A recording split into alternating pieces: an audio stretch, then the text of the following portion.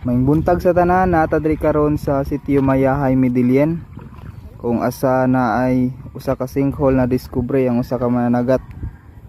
So nakita ni siya pag October 9 daw sa kadlawon. So naasa mga usa ka dupa ang gilapdon. Yang gilawmon ani is base sa unang nakakita kay naa daw ni sa mga 2 meters.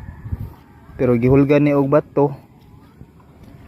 So nakita kanani sa mga 1 kapin or 2 meters na gyud ang gilawmon, which is ang dito dapit is mura siya na ay langob adto paingon nya. Ang yung tubig pod kay katubod nya, gitilawan ako ganina para traman siya di siya tabang. Padung siya adto na siya yung murag langob mga gamay padung adto sa kuan.